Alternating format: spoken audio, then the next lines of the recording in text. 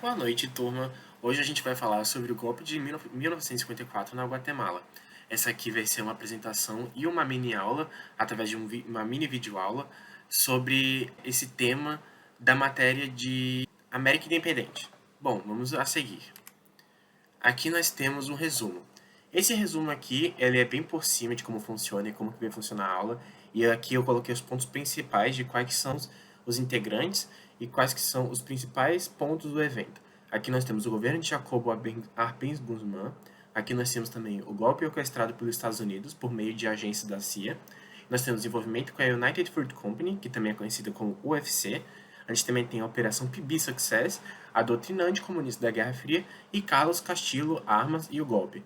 Mais pra frente, durante a aula, que vai durar em torno de quase 10 minutos, eu vou desenvolver para vocês como isso tudo tem relação e como isso também tem relação com a Operação Condor e como tudo isso se interliga. Eu vou testar isso com vocês hoje à noite. Bom, aqui nós temos uma foto de Jacobo Arbenz Guzmán. Ele possuía um governo de 1951 a 1954 e ele foi eleito democraticamente. Bem importante denotar isso para vocês. Ele possuía características de ser extremamente nacionalista e um governo puxado para a esquerda. Ele possuía também um projeto político de modernização do capitalismo e ruptura com o passado oligárquico.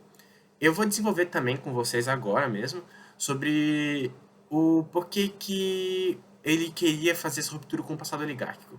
Aqui nós temos também um dos objetivos dele, que era fazer a reforma agrária, que possui o objetivo de eliminar latifúndio improdutivo.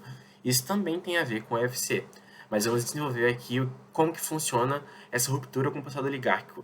Bem, essa reforma agrária se dá de início por causa de que anteriormente, no caso, ao governo de Arbenz Guzmán, era uma elite oligárquica, principalmente latifundiária, ou seja, eles possuíam grandes terras e eles dominavam o país, bem por cima, falando bem por cima, basicamente. Acontece que Jacobo Arbenz Guzmán queria romper com esse passado e, sendo assim, fazer uma reforma agrária, e ele cria uma lei de indenização e distribuição de terras para os camponeses, ou seja, ele vai tirar as terras dessas grandes empresas, as grandes empresas que no caso também é a UFC, e ele vai dar uma indenização, e também vai ser a indenização para grandes latifundiários e pessoas da elite oligárquica. E aqui nós vamos mais para frente para falar sobre a United Fruit Company, que é o principal alvo atingido pela reforma de Arbenz. Isso também foi planejado pelo governo de Arbenz. Aqui nós vemos também que ela é uma corporação dos Estados Unidos que exportava frutas, porém especificamente bananas. Agora, o ponto principal do porquê que ela foi o principal alvo atingido. Ela possuía cerca de 42% das terras cultiváveis guatemaltecas. E, entre parênteses, o que eu denotei aqui que é importante, que a maior parte não é cultivada. Então, isso vai extremamente contra o programa e o governo político e o sistema político do Arbenz Guzmán.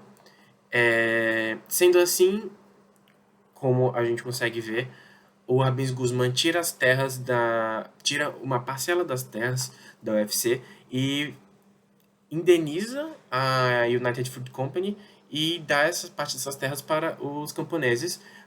E o objetivo também, que eu esqueci de comentar isso, mas o objetivo do Arbenz Guzmán sobre isso, inclusive, é que ele queria criar O objetivo principal dessa reforma agrária de Arbenz Guzmán era para fazer para aumentar a nacionalização dos produtos e da produção agrícola.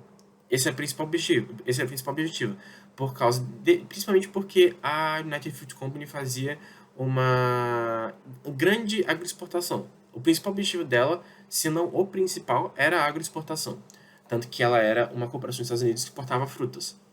Aqui, a seguinte, nós temos a reação da United Fruit Company, que após a retirada das terras do UFC por Arbenz, foi oferecida uma indenização, porém a UFC exigiu um valor maior. Com isso, esse pedido foi negado pelo governo de Arbenz Guzmán, e então a UFC iniciou uma campanha nos Estados Unidos acusando a Guatemala de ser um regime comunista. Lembrem disso, isso é bem importante. Com essa acusação de regime comunista, a gente pega já a doutrina anticomunista da Guerra Fria por causa do período em que esse evento se passou, que foi meados do século XX. Nisso, os Estados Unidos interpretou a reforma agrária de Arbenz como prova de infiltração soviética. E isso era extremamente perigoso para a América naquela época e para qualquer outro país também, devido à Guerra Fria.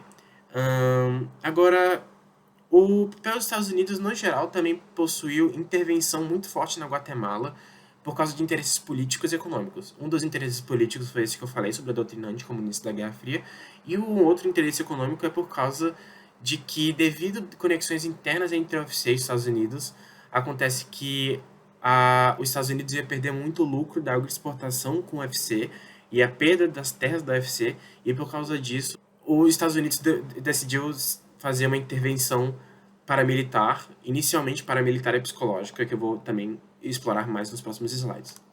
Aqui nós temos também a Operação PB Success, que foi um plano de guerra psicológico e paramilitar.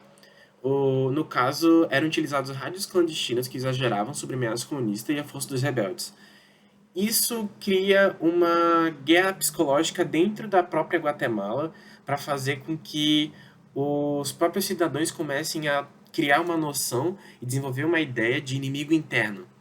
E é isso praticamente do que se trata a guerra psicológica da Operação PB Success.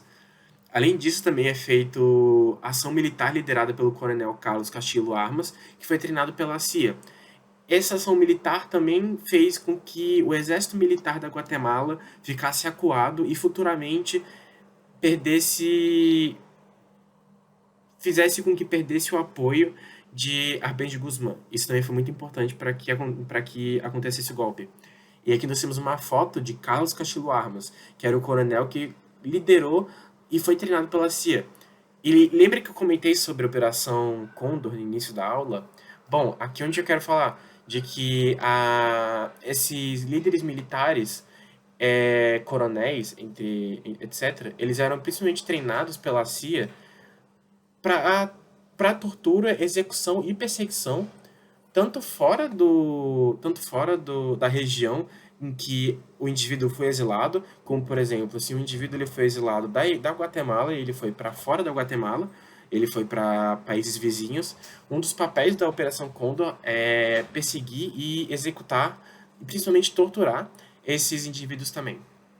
Agora, indo a seguir, nós temos o golpe, que por causa de todos esses eventos, a combinação de todos esses eventos, o exército guatemalteco, temendo uma intervenção militar direta dos Estados Unidos, recusou-se a lutar contra os mercenários e exigiu a renúncia de Arbenz.